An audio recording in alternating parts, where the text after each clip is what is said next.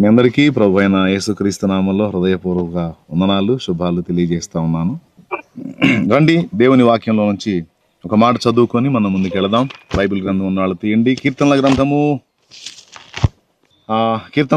2వ కీర్తన 1వ వచనం నుంచి. అన్యజనులు ఎలా అల్లరి రేపుచున్నారు, జనములు ఎలా వ్యర్థమైన దాన్ని తలంచుచున్నవి. మనం వారి కట్లు తెంపుదము రండి, వారి పాశములను మన యొద్ద నుండి పారవేయుదము రండి అని చెప్పుకొనుచు. భూరాజులు యెహోవాకును ఆయన అభిషిక్తునికి విరోధముగా నిలవబడుచున్నారు. ఏలికలు ఏకీభవించి ఆలోచన చేయుచున్నారు. ఆకాశమందు ఆసీనుడగు వాడు నవ్వుచున్నాడు, ప్రభు వారిని చూచి అపహసించుచున్నాడు. ఆయన ఉగ్రుడై వారితో పలుకును, ప్రచండ కోపము చేత వారిని తలడింపజేయును. ఈ మొదలైనటువంటి విషయాలను మనం ఇప్పుడు ఇందాక మూలవాక్యంలో చదువుకున్నాం. ఈ మాటలు 2వ కీర్తనలో ఎప్పుడో వేల సంవత్సరాల క్రితం భక్తుడు పలికినటువంటి మాటలు. ఆ మాటలు ఇప్పుడు ఎందుకు చదివించానంటే, భూరాజులు, ఏలికలు, న్యాయాధిపతులుగా చెప్పబడుతున్న వారు యెహోవాకును ఆయన అభిషిక్తునికి గుంపుగా వ్యతిరేకించి గుంపుగా కూడి ఆయనను, ఆయన అభిషిక్తుని వ్యతిరేకించి విరోధంగా నిలవబడేటువంటి ఆ అంశము, ఆ ఘట్టం అనేది మాట నుంచి నేటి వరకు అది కంటిన్యూగా కొనసాగుతూనే ఉంది. ఎందుకు అలా కొనసాగుతుంది అంటే, మొట్టమొదట ఈ భూమండలాన్ని దేవుడు సృష్టించిన తర్వాత మానవుడిని సృష్టించి దీని మీద అధికారాన్ని మానవుడికి ఇచ్చాడు దేవుడు. తర్వాత మానవుడు అధికారాన్ని పొందిన తర్వాత అతనికి ఇవ్వబడినటువంటి అధికారాన్ని, హక్కుని, ఆ స్వేచ్ఛని సాతాను మాట విని వాడికి లోబడి దేవుని తిరస్కరించినందున చేతులారా ఆ అధికారాన్ని తీసుకెళ్లి సైతానుకు అప్పచెప్పాడు. సైతానుకు అప్పచెప్పిన తర్వాత అప్పటి నుంచి ఇక మానవ జాతి మొత్తాన్ని వాడు ఏలటం మొదలుపెట్టి వాడు అప్పటి నుంచి ఇప్పటిదాకా మానవ జాతిని వదిలిపెట్టకుండా ఇక్కడే వాడి స్థానాన్ని సుస్థిరం చేసుకోవడానికి తిప్పలు పడతా ఉన్నాడు.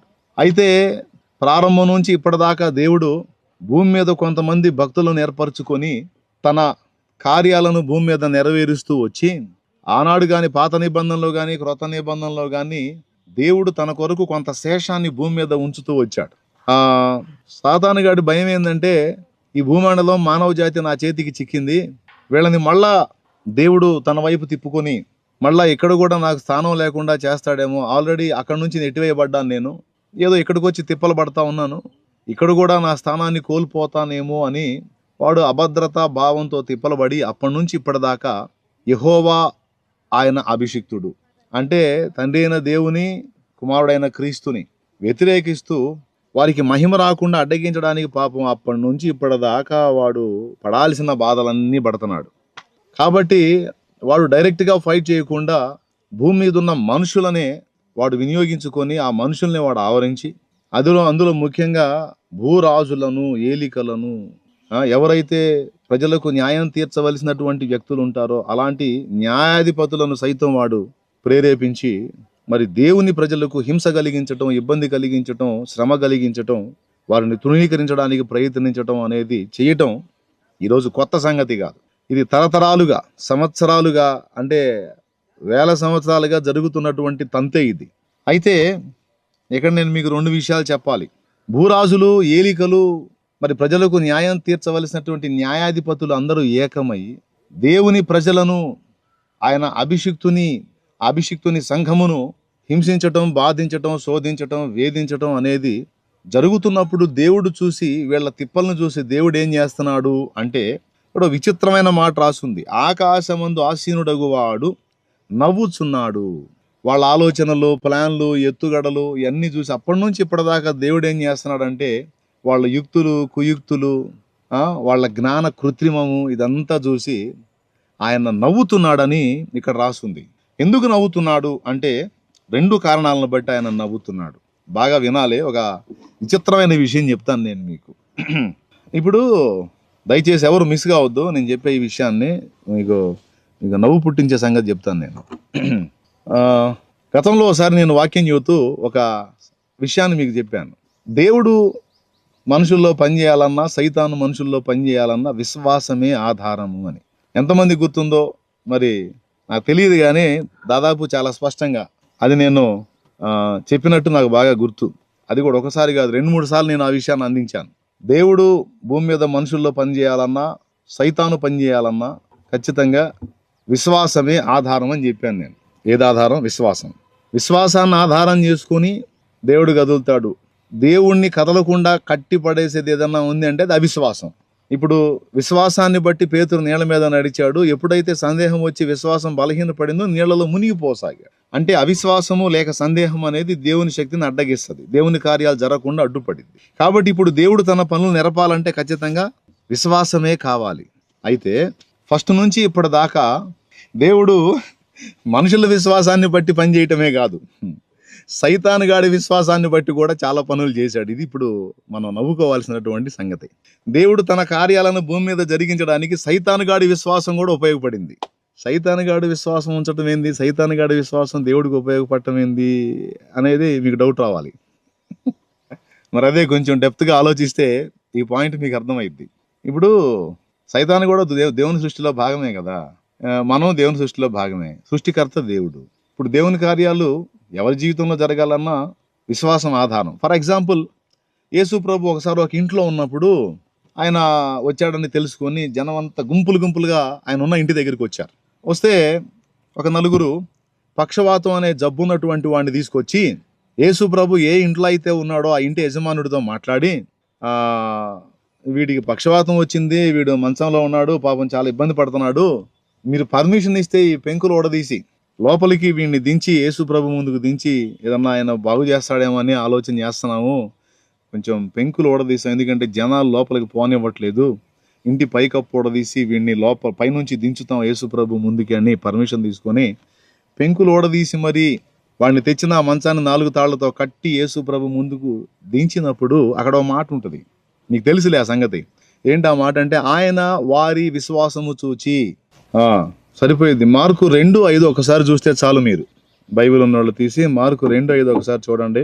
అలాగే లూకా 5:20లో కూడా ఉంటుంది. అక్కడ యేసు వారి విశ్వాసం చూచి అనే మాట ఉంది, అక్కడ చాలు.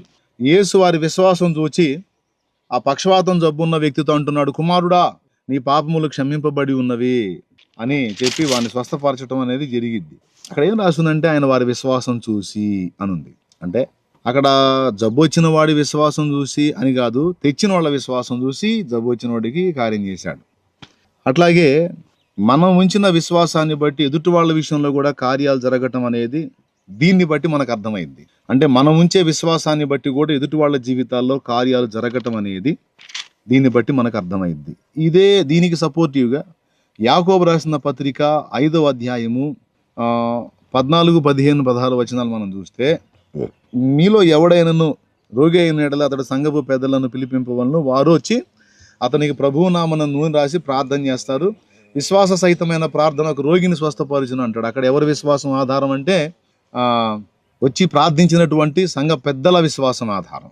అట్లాగా భక్తుల విశ్వాసాన్ని ఆధారం చేసుకుని దేవుడు కొన్ని కార్యాలు జరిగించడం అనేది మనకు బైబిల్లో స్పష్టంగానే మనకు తెలిసిన సంగతి. ఇప్పుడు నేను చెప్పే నవ్వు పుట్టించే సంగతి ఏంటంటే, చాలా కార్యాలు భూమి మీద చేసిన కార్యాలు కేవలం భక్తుల విశ్వాసాన్ని బట్టే కాదు, సైతానుగాడి విశ్వాసాన్ని బట్టి కూడా దేవుడు చేశాడు. సైతానుగాడికి విశ్వాసం ఎందుకు ఉంటుంది అంటే, నేను భూమి మీద మనుషుల్ని నా స్వాధీనంలోకి తీసుకున్నాను, దేవుడు మామూలోడు కాదు, దేవుడు ఏదో ఒకటి చేసి ఎలాగైనా నా చేతిలో ఉన్న ఈ మనుషుల్ని లాగేసుకుంటాడు అని వాడు విశ్వాసం ఉంచి, ఆయన చేతుల్లో మనుషులు చిక్కకుండా, ఆయన చేతికి దక్కకుండా మనుషుల్ని కాపాడుకోవడానికి వాడు ఎంతగా ప్రయాసపడ్డాడో ఆ ప్రయాస అంతా కూడా ఏమని సాక్ష్యం ఇస్తుందంటే, నా చేతుల్లోంచి ఈ మనుషుల్ని ఎట్లనైనా దేవుడు లాగేసుకుంటాడు అని వాడు విశ్వసించినట్టే అయింది అదంతా కూడా. ఎందుకంటే వాడు తపన పడుతున్నాడు కదా, టెన్షన్ పడుతున్నాడు కదా, దానికోసం వాడు ఎన్నో తిప్పల ప్రారంభం నుంచి ఇప్పటిదాకా వాడు పడుతున్న ప్రయాస అంతా కూడా ఏమని సాక్ష్యం ఇస్తుందంటే, దేవుడు జ్ఞానవంతుడు, దేవుడు బలవంతుడు, దేవుడు శక్తివంతుడు, దేవుడు ఎలాగైనా నా చేతుల్లోంచి వీళ్ళని లాగేసుకుంటాడు అని సైతాను రూఢిగా నమ్మాడు, విశ్వసించాడు కాబట్టే అడ్డగించడానికి ఇన్ని బాధలు పడుతున్నాడు. దీన్ని బట్టి మీకేమర్థమైందో ఒకసారి మీరు చెప్పాలి. చూసారా వాడు ఎంత విశ్వాసం ఉంచాడో దేవుని మీద. మరి ఇప్పటిదాకా చాలా పనులు జరిగింది వాడి విశ్వాసంతో కూడా జరిగినాయి. ఒకవేళ వాడు నేను మనుషులందరినీ జయించాను, దేవుడు వీళ్ళని నా చేతుల్లోంచి తీసుకోలేడు అని నమ్మి వాడు ప్రశాంతంగా ఉన్నట్టయితే ఒకవేళ కొంత పని ఆగేదేమో దేవుడి పని. కానీ అలా కాకుండా వాడు నిరంతరం టెన్షన్ పడతా, ఇంతమంది మనుషుల్ని నానా రకాలుగా కవ్వించుకుంటా, దాడులు చేయించి దుర్మార్గాలు చేయించి, హింసలు చేయించి, అప్పటి నుంచి ఇప్పటిదాకా చూడండి. వాడు 11 మందిగా ఒక చిన్న గుంపుగా ఉన్నప్పుడు వాడు పాపం భయపడి, టెన్షన్ పడి వాడు పని చేయటం మొదలుపెట్టాడు.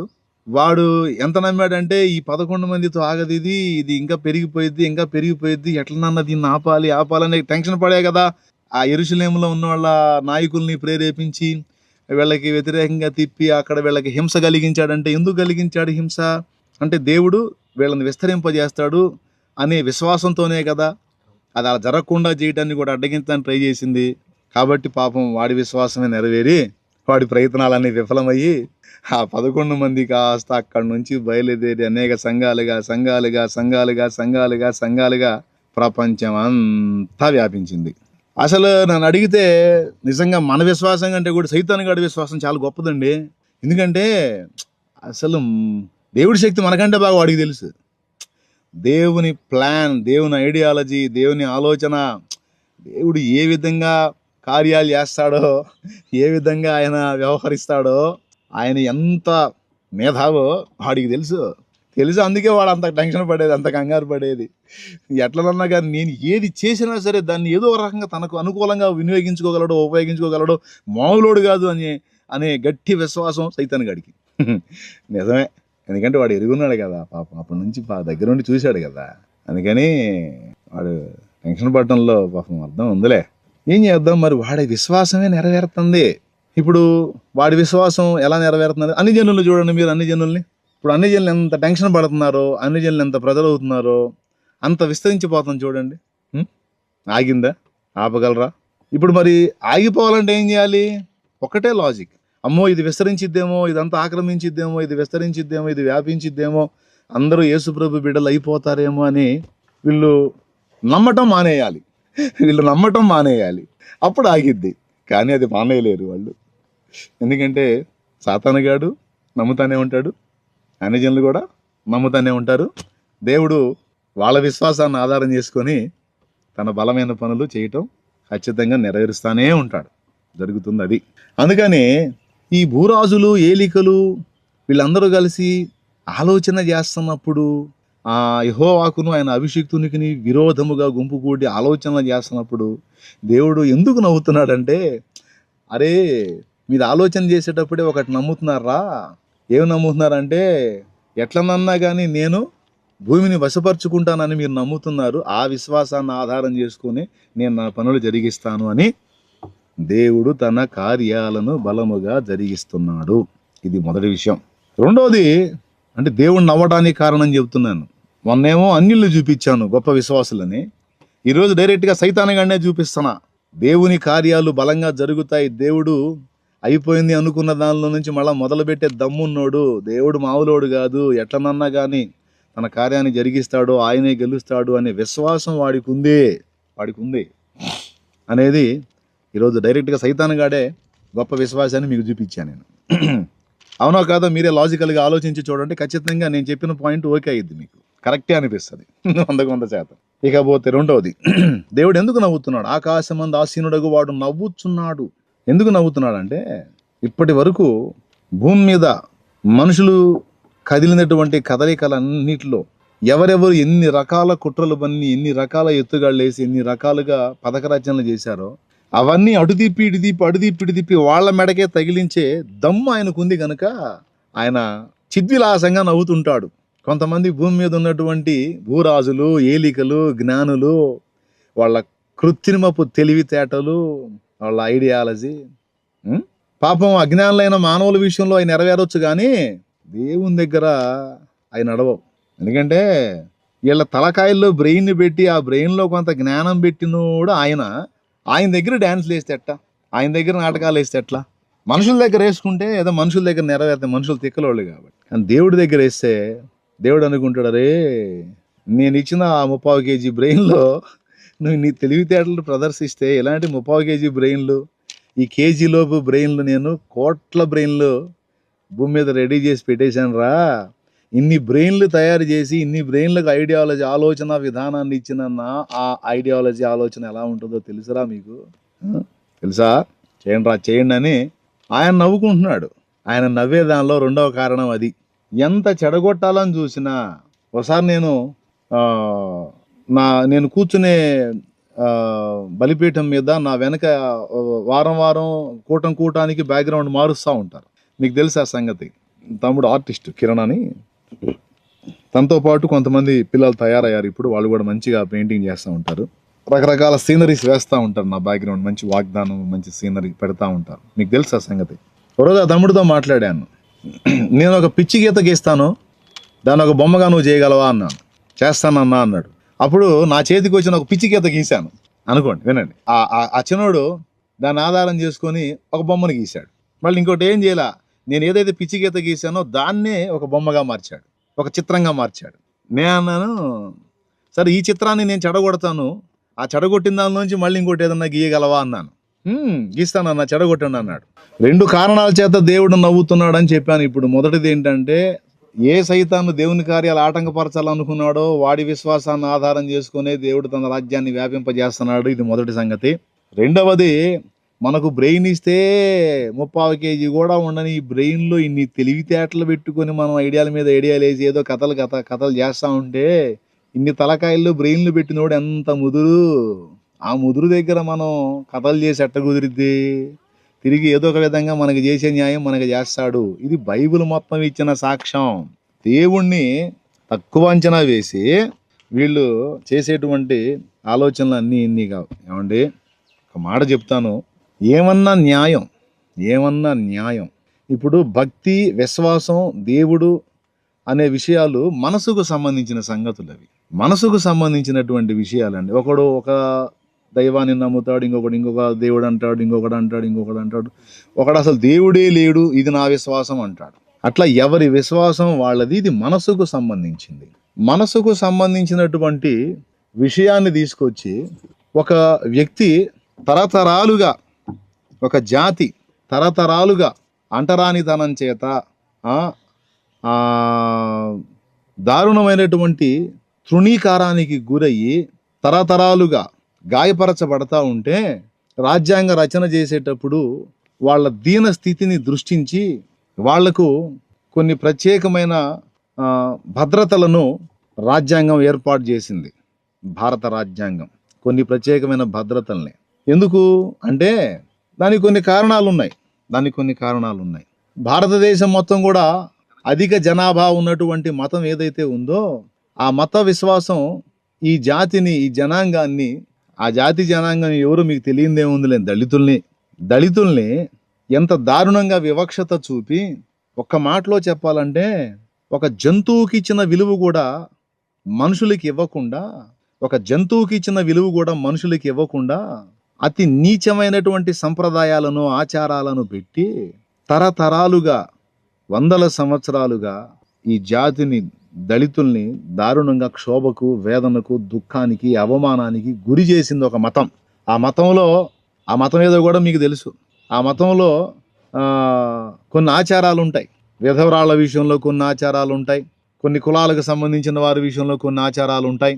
వాటన్నిటినీ బట్టి ఒక జంతువుకి ఇచ్చినటువంటి విలువ కూడా దళిత బిడ్డలకు ఇవ్వకుండా, వాళ్లకు కనీసం తాగేదానికి, నీళ్లు తాగేదానికి కూడా స్వేచ్ఛ లేకుండా చేసి, అరుగుల మీద కూర్చోనీయకుండా, అంటరానితనాన్ని అంటగట్టి, ఏమండి నోటికి ముంతగట్టి, ఏమండి నడుంకి తాటాకు గట్టి. ఎందుకంటే ఈ దళితులు రోడ్డు మీద నడిస్తే రోడ్డు మైలబడిపోయిద్దంట. దాని మీద ఇంకా అగ్రకులాలు నడవకూడదంట, నడిస్తే వాళ్ళకి అంటంట. అందుకని మీరు నడుస్తా వెళ్ళేటప్పుడు మీ నడుంకి తాటాకు కట్టుకోవాలి, తాటాకు కట్టుకుని నడవాలి. నడుస్తూ ఉంటే అప్పుడు మీ అడుగులన్నీ తాటాకు తెడుపుకుంటూ వెళ్తుంది, అప్పుడు మేము నడుస్తాం అని అడుగులను కూడా వెయ్యనీయకుండా, నీళ్లు తాగనీయకుండా, చదువుకోనీయకుండా, దేవుడి పేరుతో జరిగే తంతులోకి ఎంటర్ కానీయకుండా, ఆఖరికి పశువుకి దున్నపోతు కూడా జుట్టు గొరిగేటువంటి వ్యక్తులు ఒక దళితుడికి కటింగ్ చేయాలంటే పో అంటరానోడా అని తృణీకరించి, దారుణంగా జంతువులకి ఇచ్చే విలువ కూడా ఇవ్వకుండా, చదువుకోనీయకుండా, దేవుని దగ్గరకు రానియకుండా, సమాజంలో కలవనీయకుండా, నీళ్లు తాగనీయకుండా, నలుగురిలో కూర్చోనీయకుండా, నలుగురిలో బతకనీయకుండా, నలుగురిలో నడవనీయకుండా, ఇలా చెప్పుకుంటూ పోతే ఎన్ని రకాలుగానో దారుణాలు దారుణాలు అవమానాలు చేసి దుర్మార్గం చేసి ఇంత ఇది చేస్తే రాజ్యాంగ రచనలో అన్నాళ్ళు వాళ్ళు పడ్డ బాధలన్నిటినీ ఎరిగినటువంటి ఒక మహనీయుడు వాళ్లకు కొన్ని ప్రత్యేకమైన హక్కులు కల్పించి వాళ్ళని భద్రపరచడానికి, సమాజంలో వాళ్ళు కూడా నైతికంగా తల ఎత్తుకొని తిరగటానికి కొన్ని ఏర్పాట్లు చేస్తే ఈరోజు తీర్పులు ఎలా ఉన్నాయంటే మళ్ళా ఇదిగో మీకు ఏమాత్రం మార్పు రాలేదు, న్యాయస్థానాలు కూడా మిమ్మల్ని ఇప్పటికీ వెలివేస్తానే ఉన్నాయి, మిగిలిన వాళ్ళు ఎవ్వరికీ లేని చట్టాలు మీకు మాత్రమే అప్లై అవుతాయి అని ఈరోజు కూడా లేటెస్ట్గా మరి కొన్ని తీర్పులు, ముఖ్యంగా సర్వోన్నత న్యాయస్థానంగా మనం గౌరవించేటువంటి సుప్రీంకోర్టు జడ్జిమెంట్ అది చాలా హృదయాన్ని కలచివేసే విధంగా అనిపించింది. ఇది నా ఒక్కడి అభిప్రాయం కాదు, సమాజంలో ప్రజలందరి అభిప్రాయం. చాలామంది దీని విషయంలో గాయపడి గుండెకోతకు గురై స్పందిస్తూ ఉన్నారు. అంటే మిగిలిన ఏ వర్ణాల వారైనా తమకిష్టం వచ్చినటువంటి భక్తి మార్గంలోకి వెళ్ళొచ్చు, తమకిష్టం వచ్చిన విశ్వాసంలోకి వెళ్ళొచ్చు, కానీ దళితుడికి మాత్రం ఆ స్వేచ్ఛ లేదు. దళితుడికి ఆ స్వేచ్ఛ లేదు. అంటే దళితుడంటే సర్వోన్నత న్యాయస్థానానికి కూడా ఇంత చిన్న చూపు ఉంటుందని నేను అసలు భావించలేదు. మరి ఎవ్వరికీ లేని ఈ ఈ చట్టాన్ని లేకపోతే ఈ తీర్పుని దళితులకు మాత్రమే ఎందుకు ఇచ్చారు? దళితులకు మాత్రమే ఎందుకు ఇచ్చారు? ఇప్పుడు ఎస్టీ ఉన్నాడు, ఎస్టీ వేరే మతంలోకి మారితే వాని స్థానం అంతే ఉంటుంది. బీసీ ఉన్నాడు, బీసీ వేరే మతంలో మారితే వాడు బీసీగానే ఉంటాడు. ఓసీ వేరే మతంలో మారితే వాడు ఓసీగానే ఉంటాడు. ఒక ఎస్సీ మాత్రం వేరే మతంలోకి మారితే ఎందుకని అతని హక్కులు పోగొట్టుకుంటున్నాడు? ఎందుకు పోవాలి? అంటే ఎస్సీలు అంటే సర్వోన్నత న్యాయస్థానాన్ని కూడా చిన్న చూపేనా? అరే ఎంత దారుణం ఇది.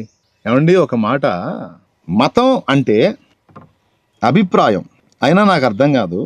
భారతదేశంలో హిందూ మతాన్ని, సిక్కు మతాన్ని, బౌద్ధ మతాన్ని అధికారిక మతాలుగా రాజ్యాంగం ప్రకటించిందా? ఈ 3 మతాలే అధికారికమైన మతాలు. హిందూ మతం అధికారిక మతం. ఇప్పుడు ఉదాహరణకి మీకు ఒక మాట చెబుతానండి. జాతీయ జెండా మువ్వన్నెల జెండా, జాతీయ గీతం జనగణమన, జాతీయ జంతువు పెద్ద పులి.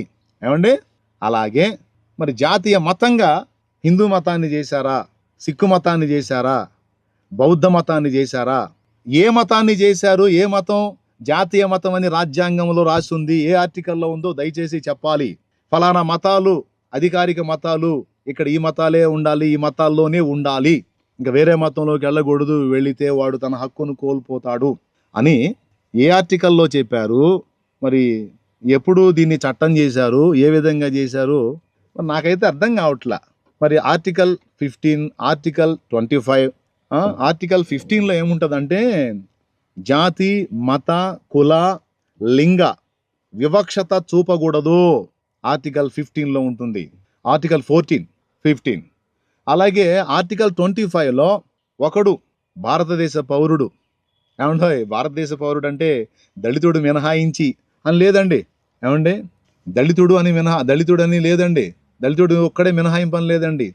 అంతరాత్మ ప్రబోధానుసారం ఒకడు తనకిష్టం వచ్చినటువంటి మతమును అవలంబించవచ్చు, దాని ప్రచారం కూడా చేసుకోవచ్చు అని ఆర్టికల్ 25లో ఉంది.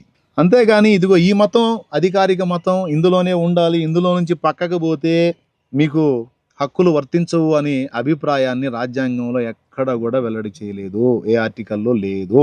మరి దేనాధారంగా ఇప్పుడు నేను 341 ఆర్టికల్ అంటే 341లో చెప్పబడిన దాని ప్రకారం మేము జడ్జిమెంట్ ఇచ్చామని సుప్రీంకోర్టు వారు సెలవిచ్చారు, గౌరవ సుప్రీంకోర్టు వారు. మరి అప్పుడు మరి ఆర్టికల్ 15, ఆర్టికల్ 25 అలాగే మరికొన్ని ఆర్టికల్స్లో భారతదేశంలో ఉన్నటువంటి పౌరులందరికీ ఇవ్వబడినటువంటి హక్కులను ఇది శాసిస్తుంది కదా ఈ జడ్జిమెంటు. ఏమంటే అంటే ఒక ఆర్టికల్ని రెస్పెక్ట్ చేస్తూ మిగిలిన 3-4 ఆర్టికల్స్ని తృణీకరించినట్టుగా అవుతుంది కదా, తుంగలో దొక్కినట్టు అవుతుంది కదా. మరి సమన్యాయం జరిగించాలి కదా.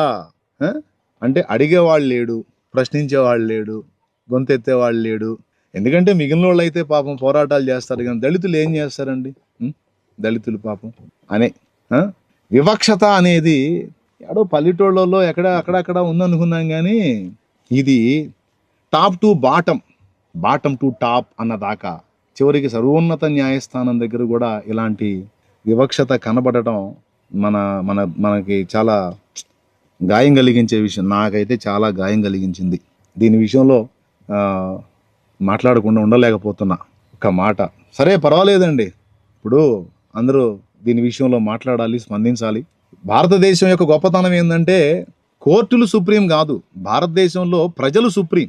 ప్రజలు సుప్రీం అండి. ప్రజల కొరకు కోర్టులు ఉన్నాయి, ప్రజల కొరకు చట్టాలు ఉన్నాయి, ప్రజల కొరకు ప్రజాప్రతినిధులు ఉన్నారు, ప్రజల కొరకు నాయకులు ఉన్నారు, ప్రజల కొరకు అధికారులు ఉన్నారు. భారతదేశంలో ప్రజలే రాజు. భారతదేశంలో వేరే రాజు లేడు, ప్రజలే రాజు. అంతేగాని ప్రజల కొరకు కోర్టులు, ప్రజల కొరకు తీర్పులు, ప్రజల కొరకు చట్టాలు, ప్రజల కొరకు రాజ్యాంగం, ప్రజల కొరకు అధికారులు, నాయకులు అందరూ పని చేయాలి. ఇక్కడ ప్రజలు సుప్రీం. దీన్ని మళ్ళీ మళ్ళీ ఎందుకు చెప్తున్నానంటే అవసరమైతే ప్రజలు ఈ అభిప్రాయంతో ఏకీభవించకుండా ప్రశ్నిస్తే, అవసరమైతే సర్వోన్నత న్యాయస్థానమైనా సరే తన తీర్పుని వెనక్కి తీసుకోవాలి, తన అభిప్రాయాన్ని వెనక్కి తీసుకోవాలి. గతంలో అలా కొన్ని అంశాలకు వెనక్కి తీసుకున్నారు, అది కూడా ఉంది. గతంలో ఇలాంటి తీర్పులు కొన్ని, ఈ తరహాలో ఇచ్చిన తీర్పులు కొన్ని సర్వోన్నత న్యాయస్థానం వెనక్కి తీసుకుంది. ఈ విషయంలో కూడా అలానే జరగాలి. దీనికి ప్రజలందరూ కూడా స్పందించాలి. ముఖ్యంగా దళిత బిడ్డలే కాదు, అన్ని వర్గాలలో ఉన్నటువంటి బిడ్డలందరూ కూడా స్పందించాలి. ఎందుకంటే తరతరాల దుర్మార్గానికి గురై నాటి నుంచి నేటి వరకు కూడా గౌరవానికి నోచుకోకుండా తృణీకారం పొందుతున్నటువంటి దళితులు ఈరోజు ఏమన్నా అందరాలు ఎక్కారా? ఈరోజు కూడా ఏ పల్లెటూరుకు పోయినా ఊరుగానే ఉంది, పల్లెగానే ఉంది కదా. పల్లె పోయి ఊళ్ళో కలిసిందా? ఏడ కలిసిందో చూపించు. పల్లె ఊరు బయటే ఉంది కదరా నాయనా అంటున్నాను. ఎవరినైనా ప్రశ్నించే వాళ్ళని, మన సహోదరులను అడుగుతున్నాను నేను. ఏమండి ఒక్కసారి ఆలోచించండి మీరు. అబ్బాయి మీరు యేసుప్రభుని నమ్ముకున్నారు కాబట్టి ఇక మీరందరూ కూడా ఊళ్ళోకి వచ్చేసి ఊళ్ళో ఇల్లు కట్టుకోండి అమ్మా అన్నారా? ఏమండి ఆఖరికి వాళ్ళు చర్చి కట్టుకొని యేసుప్రభుని ఆరాధించుకున్న పాపం పల్లెలోనే కదండి, పల్లెలోనే కదా ఉన్నారు, ఊళ్ళోకి రాలేదు కదా. ఇంకొకటి కూడా అండి, ఊళ్ళో ఉన్న వాళ్ళు పల్లెలో చర్చికి వెళ్తారా? ఏమండి నేను చెప్తాను, పచ్చి నిజాలు చెప్తాను. నేను కొన్ని చోట్ల చూసి మైండ్ పోయింది నాకు. కొన్ని ఊళ్ళకి సువార్త చెప్పడానికి వెళ్తే ఊళ్ళో కొన్ని కులాలు వాళ్ళ చర్చిలో వాళ్ళే కట్టుకున్నారు. అది చూసి ఏడ్చాను నేను, ఎందుకంటే బైబుల్ అలా లేదు. బైబుల్లో సమానత్వం బోధించబడితే బైబుల్ని ఎరిగిన వాళ్ళు సైతం పల్లె ప్రజల్ని తృణీకరించి ఊళ్ళో వాళ్ళు ఊళ్ళోనే చర్చిలు కట్టుకొని మా చర్చి మాకే అని హద్దులు పెట్టుకున్న చరిత్ర కూడా మాకు తెలుసు. ఈ రకంగా చూస్తే దళిత జాతి ఆనాటి నుంచి ఈనాటి దాకా అవమానాలు పొందుతానే ఉంది. ఏమండి ఈ మధ్య కాలంలో జరిగింది కదా రాజస్థాన్లో, పెళ్లి కొడుకు దళితుడు పెళ్లి చేసుకుంటా గుర్రం ఎక్కాడని అతను ఏం చేశారో మీకు తెలుసు. పల్లెలో నీళ్లు రావట్లేదని బిందెలు తీసుకొని ఊళ్ళో నీళ్లకు వస్తే బట్టలోడ తీసి కొట్టారు కదా, మర్చిపోయారా? ఈరోజు కూడా దుర్మార్గాలు జరుగుతానే ఉన్నాయి కదా. ఎక్కడ మారిపోయింది? యేసుప్రభు నమ్ముకున్నందుకు దళిత బిడ్డలు ఒక్కసారిగా టాపులోకి వెళ్ళిపోయారా? మిగిలిన వాళ్ళకి ఎవరికి లేని వివక్షత దళితులకే ఎందుకు? ఆయన ఏ మతం? జాతీయ మతం అండి. మన రాజ్యాంగంలో ఎక్కడుంది మాట చెప్తున్నాను నేను. పల్లెటూరులో అగ్రకులాల అరుగు మీద పండుకోవటానికి కుక్కకు కూడా అవకాశం ఉంది. అగ్రకులాల అరుగు మీద కూర్చోడానికి కుక్కకు కూడా అవకాశం ఉంది. కానీ ఒక దళితుడు కూర్చుంటే వాడిని ఎన్ని రకాలుగా ఆ వ్యక్తిని గాయపరుస్తారో. మారిందా? అయినా నాకు అర్థం కాదు. మతం అంటే అభిప్రాయం. ఒక వ్యక్తి నిన్న మొన్నటి వరకు ఒక అభిప్రాయంలో ఉన్నాడు, తర్వాత ఆ అభిప్రాయం తప్పు, ఆ అభిప్రాయం కరెక్ట్ కాదని మరొక అభిప్రాయానికి తను వెళ్ళాడు. భారతదేశంలో ఒక వ్యక్తి తన అభిప్రాయాన్ని మార్చుకునే హక్కు అతనికి లేదా? అంటే ఏ అభిప్రాయంలో ఉండాలో కూడా మరి కోర్టులే నిర్ధారిస్తాయా? ఆ మతంలో 100 రంధ్రాలు ఉన్నాయి, 100 అభ్యంతరకరమైన సంగతులు ఉన్నాయి. వాటిని ఏమైనా సరిచేశారా మీరు? వాటి విషయంలో ఏమైనా శాసనాలు చేశారా? వాటి విషయంలో ఏమైనా హద్దులు నియమించారా? నువ్వు ఏ మతంలో ఉంటే నీకు ఇవి హక్కులు వర్తిస్తాయి అన్నావో ఆ మతంలో 100 రంధ్రాలు ఉన్నాయి. కాబట్టి భూరాజులు ఏలికలే కాదు, న్యాయాధిపతులు కూడా ఇలా వ్యవహరించటం చాలా బాధాకరం, దురదృష్టకరం, దుఃఖకరం, శోచనీయం. దీని విషయంలో నేనైతే చాలా గాయపడ్డాను. మరి నా సహోదర సేవకులు కూడా ఈ విషయంలో ఎవరెవరు ఏమేమి మాట్లాడుతున్నారో అబ్జర్వ్ చేస్తున్నాను. ఇక్కడ ఈ అంశాన్ని గురించి మాట్లాడేటప్పుడు అందరూ కూడా ఈ విషయంలో స్పందించాలి. ప్రజాస్పందనే కోర్టులు కూడా గౌరవించాలి. ఇక్కడ భారతదేశంలో సుప్రీం ప్రజలే. మళ్ళీ చెప్తున్నా, ప్రజలే. భారతదేశంలో సుప్రీం మనం ఓటేశాం. ప్రధాని దగ్గర నుంచి ముఖ్యమంత్రి వరకు మన సేవకులు, నాయకులు అంటే భయపడాల్సిన అవసరం లేదు. ప్రశ్నించడం తప్పు కాదు, బాధను వ్యక్తం చేయటం తప్పు కాదు, న్యాయాన్ని అడగటం తప్పు కాదు, జరుగుతున్న అన్యాయాన్ని ప్రశ్నించడం తప్పు కాదు. అలా ప్రశ్నించకపోతేనే తప్పు, అలా మాట్లాడకపోతేనే తప్పు. నాకెందుకు ఈ ఆలోచన ఉండాలి? ఈరోజు ఈ విషయంలో ఒక తీర్పు ఇచ్చారు, రేపు దీన్ని ఆధారం చేసుకొని ఇంకొక తీర్పిస్తారు. రేపు యేసు ప్రభు నమ్ముకోవడానికి వీల్లేదు, యేసు ప్రభు నమ్ముకున్న వాళ్ళందరూ కూడా ఇదిగో ఈ విషయాలన్నీ కోల్పోతారని రేపు ఇంకొక చట్టం చేసే అవకాశం ఉంటుంది. ఏదో ఒక దాన్ని, ఒక చిన్నదాన్ని ఆధారం చేసుకొని ఆఖరికి రాజ్యాంగాన్ని మార్చి రాసే అవకాశం ఉండొచ్చు, లేదా సవరణ చేసే అవకాశం ఉండొచ్చు. ఇప్పుడు నిద్రపోతే ఏదో దళితుల మీద జరుగుతుంది కదా, ఏదో వాళ్ళ మీద జరుగుతుంది కదా, వీళ్ళ మీద జరుగుతుంది కదా, మన దాకా రాలేదు కదా అని పట్టించుకోకుండా, మనం స్పందించకుండా బాధ్యత రాహిత్యంగా ఉంటే దీని పర్యవసానం రేపు ఎంతకైనా వెళ్ళొచ్చు. కాబట్టి దీని విషయంలో అందరూ కూడా ఆలోచించి తమ వంతు గళాలు విప్పాలని ప్రతి దైవజనుడికి, ప్రతి విశ్వాసికి, ప్రతి పరిచారకుడికి, స్త్రీకి, పురుషుడికి, కేవలం దళితులు అన్న మాటే కాదు, అన్ని వర్ణాలలో ఉండి క్రీస్తులోనికి వచ్చిన వారికి, అలాగే అన్ని వర్ణాలలో ఉన్న ఇతరులకు కూడా, యేసు ప్రభువును నమ్ముకున్న వాళ్ళు కూడా నేను చెప్తున్నాను, ఇది సామాజిక సంబంధమైన విషయం. ఇది మతానికి, అభిప్రాయానికి సంబంధించిన విషయం కాదు. మతానికి ముడిపెట్టి ఒక జాతికి జరుగుతున్న ద్రోహం, అన్యాయం. కాబట్టి దీనికోసం అందరు గళాలు విప్పాలి, అందరు స్వరాలు ఎత్తాలి, మాట్లాడాలి. దీని విషయంలో ఖచ్చితంగా ఇది ప్రభుత్వాల దృష్టికి వెళ్ళాలి, కోర్టుల దృష్టికి వెళ్ళాలి. వాళ్ళ అభిప్రాయాలను వాళ్ళు ఖచ్చితంగా ఈ విషయంలో మార్చుకోవాలి. దీని విషయంలో ఒక స్పష్టమైనటువంటి జవాబు సరి చేసుకొని మళ్ళా ఇవ్వాలి. కాబట్టి ప్రియులారా, జరుగుతున్నటువంటి ఈ దారుణాలను చూస్తూ బాధ్యతారాహిత్యంగా ఉండాలా? లేదు. మనం ఎంతవరకు స్పందించాలో, ఎంతవరకు మనం మన వంతు పని చేయాలో, నిన్ను నమ్ముకున్న వాళ్ళని మళ్ళా ఈ అంధకారంతో నిండిన మతంలోకి తీసుకొని రావడానికి జరుగుతున్న కుట్ర, దీనిలో అందరూ ఏకీభవిస్తున్నారు. ప్రార్థించండి. ఎందుకు నేను ఇప్పుడు అందుబాటులోకి వచ్చాను అంటే ఖచ్చితంగా ఈ విషయాల్లో మాట్లాడాలి. నా వంతుగా నేనేం చేయాలో నేను చేస్తున్నాను. ప్రతిదీ మీకు అన్ని నేను హెచ్చులెచ్చులుగా ఇది పొడిచాను, అది పొడిచాను చూపించాల్సిన అవసరం లేదు.